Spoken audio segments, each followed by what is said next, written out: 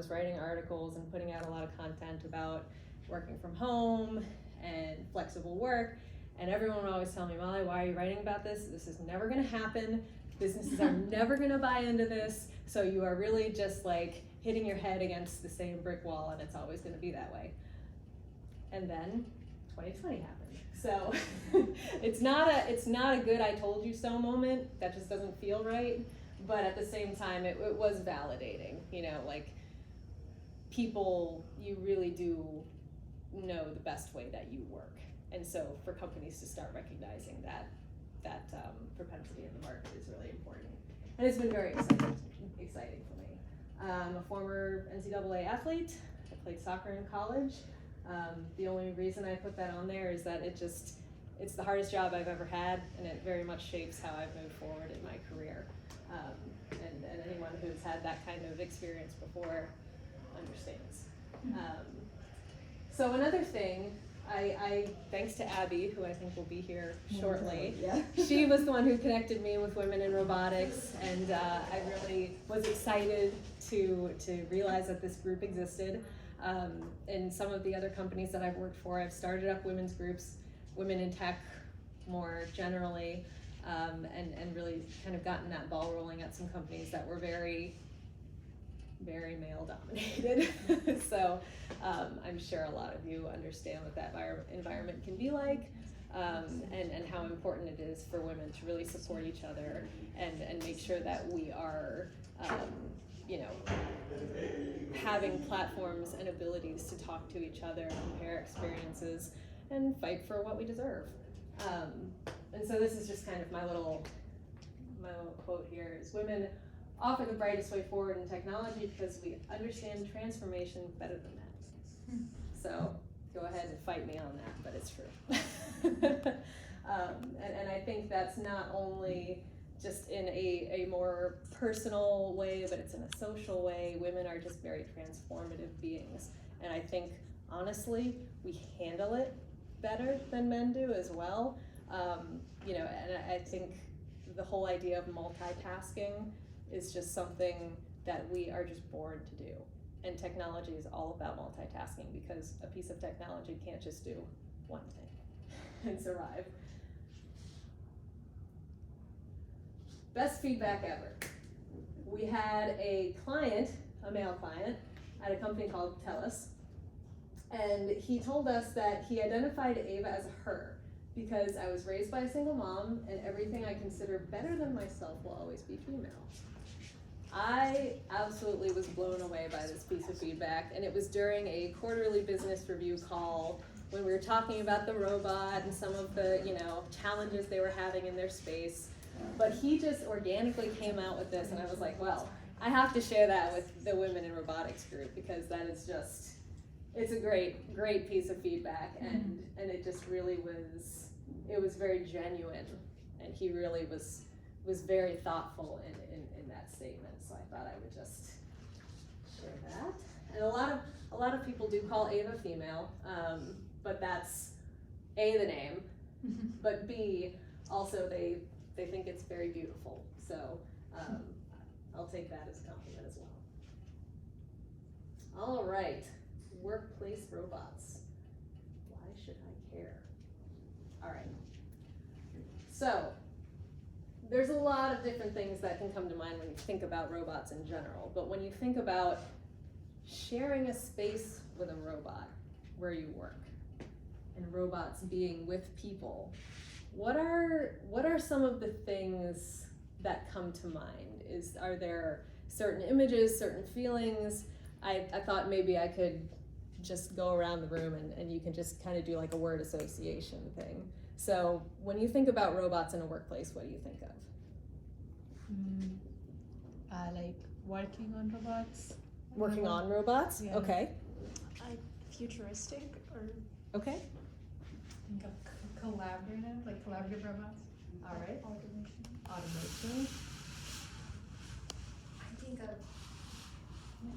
a screen on a stand that It's important. All right. Think of Alexa. Alexa, okay, also important. Like assembly line. Okay. I think of something stuck at a locked door. That's good too. Something that makes our life easy. Okay. I think same thing with the collaborative robots and the cobots, and it's a really big influence. Yep. Yeah. Kind of a range of collaboration. Okay. Something that's a little complex. I'm always like, oh, what's going on? Mm-hmm. Like, how does it work? Think about the safety sometimes, like how safe it is. Important too. Industrial? Okay. Yeah, I was supposed to say futuristic. Okay. The robots in our workspace often make a lot of noise. So I think of them honking at me. The literal noise. Okay. Yep. Yep. No, that's all. That is all feedback that is in the market and that we hear. So, and we just kind of have like, obviously this is one end of the spectrum, this is other end of the spectrum, and we'll talk a little bit about that. And then, so a lot of you mentioned automation and industrial robots. And so one of the hardest challenges that we have at Ava is this assumption that workplace robots are all industrial, and they're not. And part of the reason why that's such a challenge is to explain this principle of being human-centered. Human-centered design, form factors that actually have a robot working with people in a way that doesn't disrupt a human environment. So the essential differences are really that human-centered design, and then also where they're deployed. So you're talking about improving resources, improving that safety that someone brought up, and increasing productivity where people work, which is very different than improving more rote processes and warehouse operations and those types of things.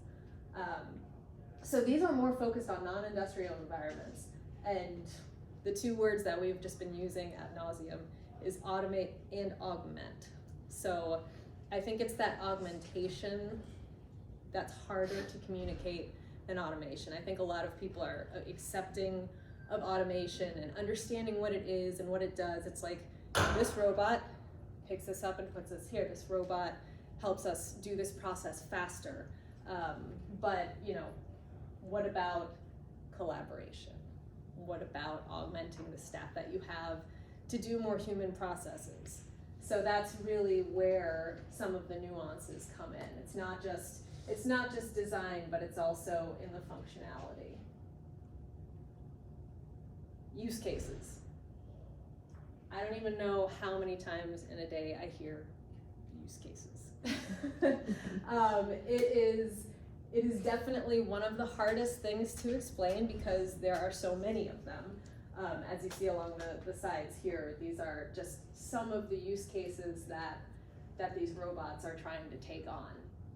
And one of our co-founders at Ava had such an amazing quote when he was talking with a customer, and they had all of these expectations about what the robot should be doing and could be doing in the future, and at the same time, they're always impressed with what the robot can do. So it's kind of finding this balance between, imagination and what the robot can do right now. So you don't want to say, oh, well, the robot can't do that yet, because you don't want people to close their minds off to saying, oh, well, it would be cool if the robot could do this.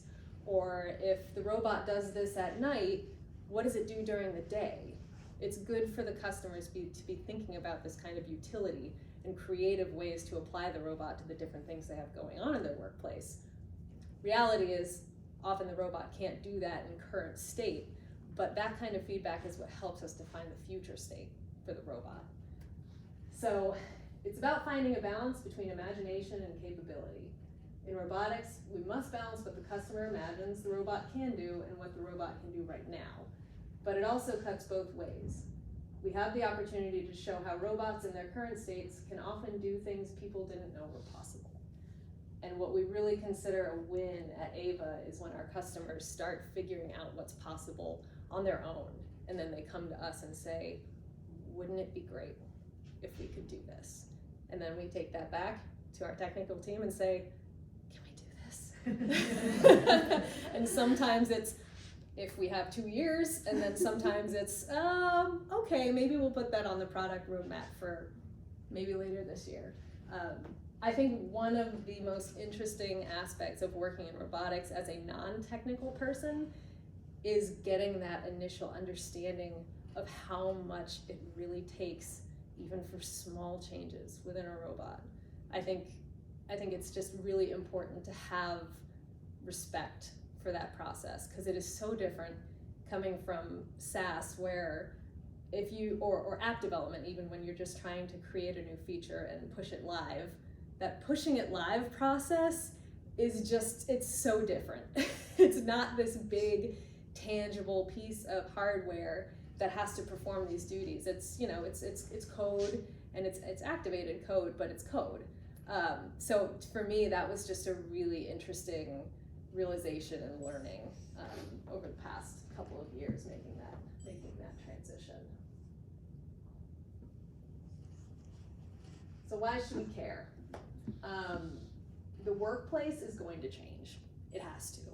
And I think the last couple of years, 2+ years at this point, has taught us that, because people are realizing that they want more from the workplace. They want it to be flexible. They want it to be clean. They want it to be safe. They want it to be able to adjust to their lives. And so I think people have really started taking more control and having more agency to define how they want to work, which is why workplace robots are kind of this still very nascent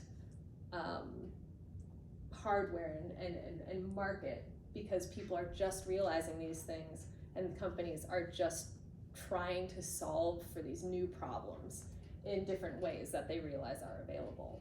So I think, oh, that's a dodo. We don't want the workplace to go the way of the dodo, is the joke there. So I think, you know, and as I mentioned before, these robots do have to evolve as well. You know, once they start being applied in the workplace, then they have to figure out, how can we do more than one thing in the workplace? How can we become more of a utilitarian tool to solve these workplace problems?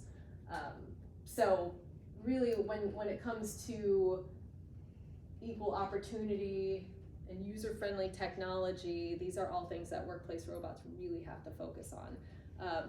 And as Nicole, right? You said you were working on sign language.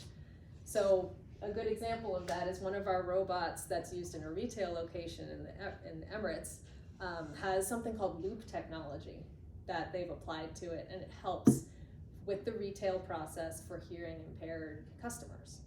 So these are the types of integrations that we're going to be seeing more of for visually impaired, hearing impaired, these robots that are in spaces where people are making decisions, making purchasing decisions, and they need some of that assistance while they're making that decision. So that's just one example of how workplace robots can kind of flex a little bit into that accessibility area. All right, who is Ava? What do they do? Quick little summary about Ava. We actually spun out of iRobot. So when iRobot decided they were going to go all in on consumer robotics, the founders of Ava took the IP and kept the technology going in the commercial workplace arena instead of, you know, obviously they went in a great direction with the Roomba, but we're something a little bit different. But we still have a really close relationship with iRobot. They have a bunch of our robots in their space. There's one in the Cool Stuff Museum. If you guys have never seen the Cool Stuff Museum, it's super neat. And you can get an Ava tour there as well. So the telepresence robot can take you around, and they do museum tours there. It's a really neat space. We also are a Cisco partner and a Johnson Controls partner with a couple of our different robots, which I'll show you soon. But basically, you know, we are a design and build workplace robotics company, and there's a lot that goes into that, but our robots have the same base technology, and then with the different use cases, we have 3 different robots to satisfy those different workplace needs. These are some of our customers, a lot of them. So here we go. That's the Ava base, and then these are the 3 robots that we currently have. The telepresence robot is coming in. That was right on cue. That was right on cue. Can you see the, Yep, okay. I think so. Welcome. Good morning. Hi. Hi. Turn and face. Hello everyone. Hi. So this is our telepresence robot. It can stand up.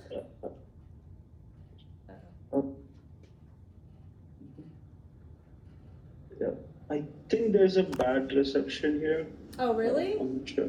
Okay. Well, you look good. Yeah, I cannot hear you. Okay. Can you see me? Hear Yeah. us? Hi. Good. Yes, I can see you. Excellent.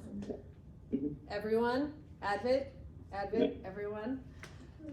Hi, Hello. welcome to Women's and Robotics. Yeah, so in this particular situation, he drove the robot in. But in a lot of different situations, we have defined waypoints where you can just click on the web experience or the app experience, and the robot will navigate itself to that waypoint. And then once the session is done, it takes itself right back to the charger. So that's pretty nice, because sometimes people just kind of get this image of using a console and being like, what do I do? Am I gonna break this thing? What's gonna happen? So you know, it's pretty nice because, to your point, it's very safe. It's not gonna run into me. It's not gonna, it's not gonna like go up to a door and keep hitting it trying to get into it. I had a Beam robot at one of the companies that I worked for, and we had one remote employee who would use it, and it would just keep, we would know he was joining the meeting because we would just hear the door go boom, boom. You're like, oh boy, it's Jason. So no, there's a lot of intelligence here in the way Ava moves, and you can't really see him doing it, but he can zoom in. Like if a certain person was talking, he could zoom in on you. He can present. We have customers who have large healthcare medical equipment, and they've learned how to do some pretty crazy things when it comes to using multiple screens plus Ava to do product demos and that type of sales and marketing enablement. So Ava is also, she's very welcoming. It's not something where someone's gonna say, ooh, what is that thing? It's not like Marty in the Stop and Shops. I don't know if you guys have ever come across that. I ran into. Yeah, so that's a very disruptive robot. The whole idea behind the Ava design is to just be one of the girls, one of the guys in the room, and be able to walk alongside somebody on a tour, and really just have an immersive experience that's going to feel a lot different than just being on a static screen. I know that when I interviewed with Ava, I came in on an Ava and I was kind of nervous about it because, I'm like, oh no, do I have to be technical to figure this out? So I really got that feeling how our customers feel when they first start using the robot is, do I have to know about, all of these different technical things to use the robot correctly? You don't. The whole idea is that anyone can use Ava, from, the CEO of your company to an intern, and really just be able to have that physical presence in a place where they can't be or don't want to be, or global offices, connecting those. We have about 13 robots in different HP offices. So it's been really a great tool for them to welcome people into their innovation centers and be able to show them around. And then, you know, you can kind of have control of your experience as well. It's, you know, he obviously is not gonna run into me, but if he wants to go around the room and see everyone, he can do that. If he wants to have lunch with somebody in the cafe, he can sit down and do that. There's just a lot more options when you have the mobility and the ability to navigate and customize your experience. So that is really what telepresence is all about.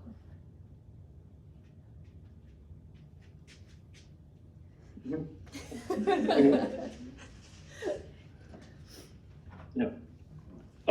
So you, Molly, just a quick question. Do you want me to share the screen and show something, or good?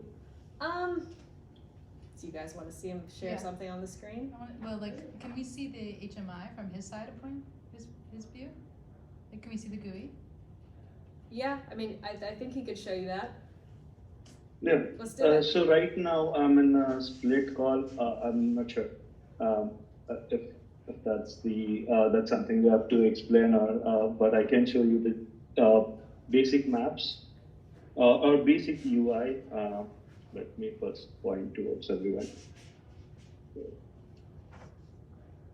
All right. All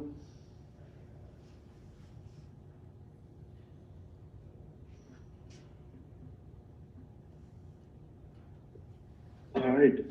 So can everybody see the screen? See the screen on the robot? We still see you. Yeah. So this is basic view of the UI of the web application of Ava. The bottom bar is where we control the robot. Oh, we still see you. We have. We don't, we No, can't see it. still see. Okay. Right. I think. Yeah, I think I cannot share here. I'm sorry. I joined a personal call. No Yeah. worries. That's all right. Okay. Okay. All right. Sorry for that. No worries. But I mean, I can show you guys what it looks like in the UI. It's very simple. It kind of just shows you have your little controls at the bottom that you can either use your arrow keys, or you can move the little thing around, and you can change your views and zoom in, and it's a very simple UI, which just makes it really easy for everyone to use. All right, thank you. He just waved at me out the door. That was perfect timing. That was like, okay. All right, you're dismissed. Thank you. Thank you. Thanks for visiting. And so then he just clicks off, and it will go back to its home, or it should go back to its home. There we go. And it'll take a minute to depart. So that's this guy, obviously. We have our UV disinfection robot, which is pretty self-explanatory. If anyone's ever worked in healthcare, you've probably seen cleaning robots and similar automation. That actually started as a project we did with MIT CSAIL. We put together a really quick prototype and used it in the Greater Boston Food Bank during COVID. So that's kind of where it started, and then we commercialized this one right here.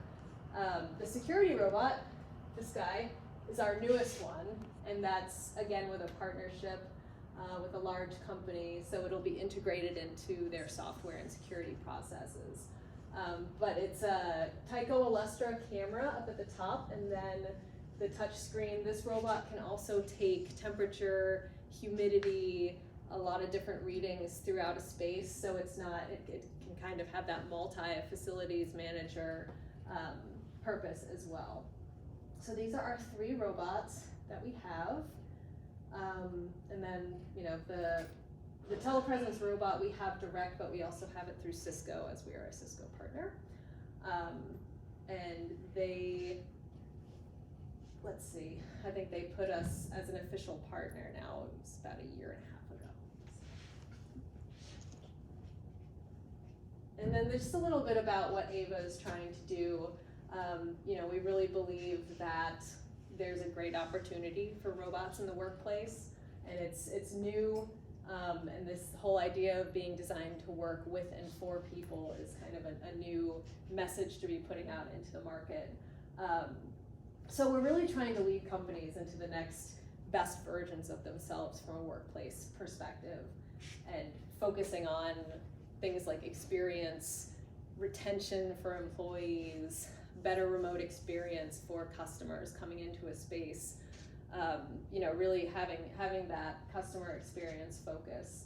And then also just recognizing the fact that bringing robots into a workplace is just as much about the cultural shift as it is the operational shift. So the work that's being done is obviously transformational, but in order for that to be effective and set up for success, you need to have people understanding what's going on and also on board with what's going on. So if you have a whole bunch of people who are scared that the robot is listening to them and stealing their information while they're walking through the hallways, then you're gonna have a problem. And it's our job to help curb that kind of fear.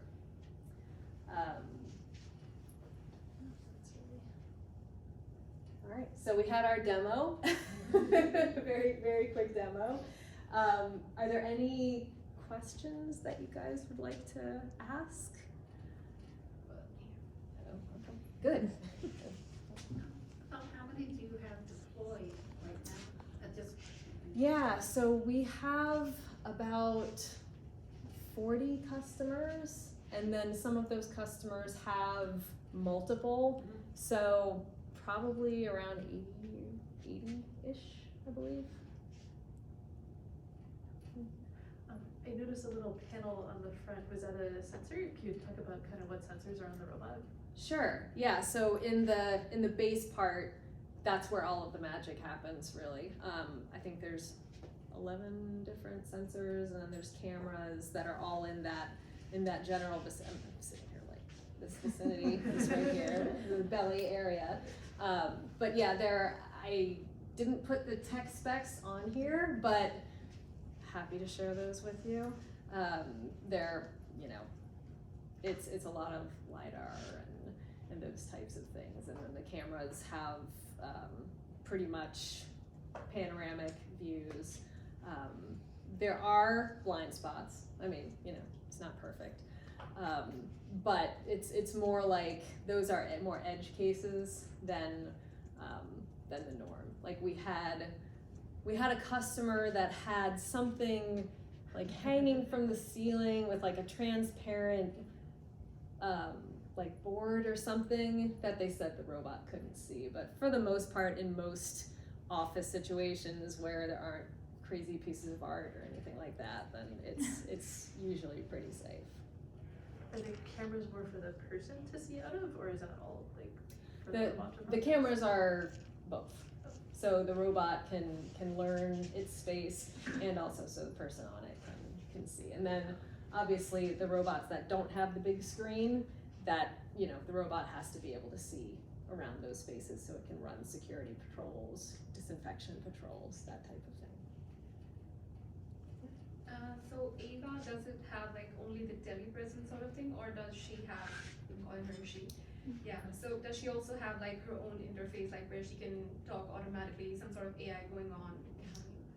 That's a good question. I also have a lot of questions about voice activation for workplace robots, because I feel like that needs to happen, especially with people's comfort levels. You know, if today the robot does not have any kind of like, hey Ava, go down the hall, or go, you know, walk with me or something like that. But I think that's coming.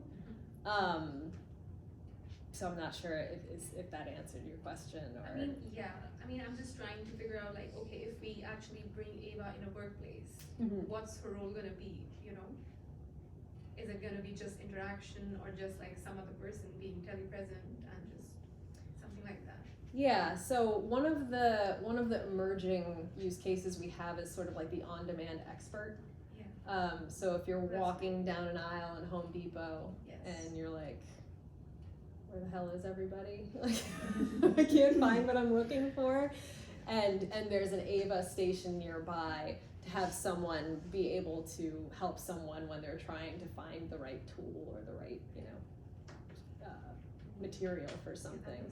Or even, like a concierge in hospitality situations, even like if you go to an Apple store and they have their Genius set up, having more availability there, because obviously staffing shortage is a huge issue right now, not just in the materials and automation space, but just people working in restaurants, people, there are no hostesses anymore in some places. So I think that's really the emerging augmentation use case for telepresence, is just being able to have access to more expertise and more people who can answer your questions. Another example of that is it was on the tip of my tongue. I'll come back to it. Yes. Just curious, like, what is most futuristic or like a weirdest request that a customer has made if the robot can do this? Oh boy, yeah. We definitely, we've had a customer who actually has gotten so good at moving the robot around that he can like almost make it drift a little bit, which is really like, he'll come in with it and messing with the speeds, because it doesn't go that fast. It's not safe if it goes fast, but he can like kind of slide into a room, which was funny. But we're asked a lot about arms. That's a big one. People want to know, can it press the elevator button and go through the elevators? Sometimes we get asked for more like extreme Avas that have treads and like more outdoor usage, which really they're not really made for outdoor use. So it's those types of, can I put a shelf on it so it can then deliver food and do that sort of thing? Can I, can I dress, and people want to dress it up all the time too, which of course we're like, if you dress it up, it blocks the camera, so it's probably not a great idea. But yeah, I think the most popular question is the elevator arm type thing. Like, can it open doors? Like, when is it going to reach velociraptor status of being able to open doors? So I think those types of things are what we hear a lot. More like physical presence. Yeah, Okay. yeah. And I think, occasionally we'll get the voice command question. Occasionally we'll get, can all of a sudden the Ava screen become a touch screen that we can start, using? We get XR questions about integrations with AR, VR. That's something that's kind of still an emerging integration. But yeah, we get all kinds of kinds. You guys need to sell Ava compatible like hats that they can put on it. Right, yeah. Detail kits. Yes, Partner with for detail. sure. All different kinds of things. Oh, near. You go first. Yeah, okay. And then, So you mentioned like that it uses sensors to kind of learn its surroundings. Is there a map, like a floor plan, like ever uploaded to? yes, so in the onboarding process for telepresence, and for the other ones as well, Ava, you go through and you say, okay, here are the waypoints, or here are the patrols that we want Ava to run, and then our team basically comes in and creates the map. And the map can be changed. It's not like, it's set in stone and it has to always go to these same places. So it's a malleable process. But yes, the map is definitely step one. Once you open Ava out of its gigantic crate, that's always the first step, is getting the team to map it. So my question is two parts. Is the Ava base itself like completely universal for all of its uses, and then does it have its own functionalities? Like getting around is very important, but besides that, so if you were to use it as a cleaning robot, like at night, can you do that or not? Yeah, and the interesting thing about the cleaning robot is that that is the one that actually cannot be around people because people don't want to be exposed to UV light.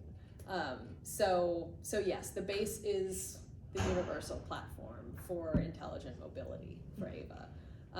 But it's the payload, what we put on top, is what determines, is it the disinfection robot, is it the telepresence robot, or is it the security? Just the payload? That's crazy. Mm-hmm. Are you considering other tops for it? Always. I should have put it on there. A couple years ago, our team put a gumball machine on the top, and so it would just kind of go around, and people would, and I was like, wow, I mean, children's hospital, that seems like it would be a great thing for the kids to have. But yeah, I mean, there's always new development going on. There's some work going on with some of the existing robots, with some of our partners that I can't talk about, but there's always the next one in mind. One of the facilities manager robot is one that we don't officially have, but it's basically, just the screen of the security or the disinfection without the others. And that's one that's kind of like thinking about mobile kiosk, retail experience, a more automated retail robot. So that's one that's kind of been kicking around for a little while. I actually had a quick question. I know my turn is already done. I see it charging there, and is she wireless? Like, is it wireless charging? Yeah. And the The- wall thing is the actual. Yeah, so that's